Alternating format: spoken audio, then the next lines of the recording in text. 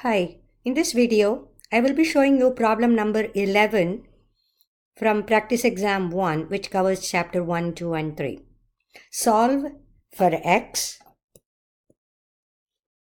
4 times absolute of x minus 5 plus 40 outside the absolute sign equal to 40. So this is an equality.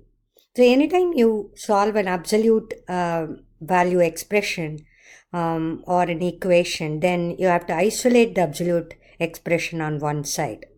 So to do that, you have to get rid of this 40 or move the 40 to the other side. So that will give us 4 times absolute x minus 5 equal to 0, which is a special scenario here. Now you have to divide both sides by 4 because we want to isolate the absolute expression on one side.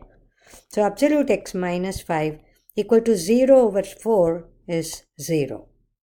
So absolute of x minus 5 equal to 0, which will mean x minus 5 without the absolute sign equal to 0. So if you move the negative 5 to the other side, x equals 5.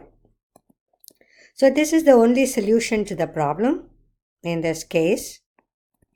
If you substitute x equal to 5 into the original equation, then you will see 4 times 5 minus 5, which is a 0, plus 40 equal to 40. So the equality is satisfied when you plug in x equal to 5. Let me show another similar example with a minor variation or modification to the previous problem, number 11.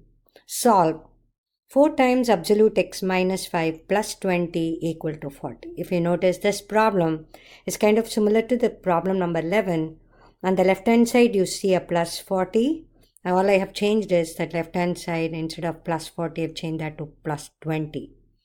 So here, if you apply the same technique that we used in the previous problem, number 11, so subtract 20, you should always isolate the absolute expression on one side. So we get 4 times absolute x minus 5 equal to 20 in this case. Here again, you have to isolate the absolute x minus 5. So you have to get rid of the 4. So divide by 4 both sides.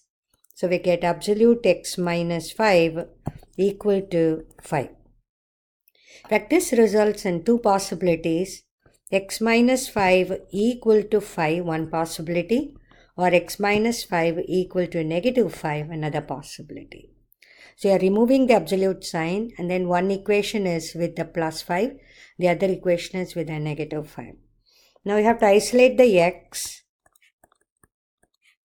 So we get x equals 10 is one solution.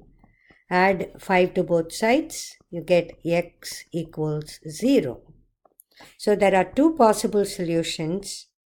So you get solution as x equal to 10 and x equal to 10 is 0. This is one possibility. There are two solutions to the value of x in this case. You can write this way, or you can write x equal to 0 and x equal to 10 for solution.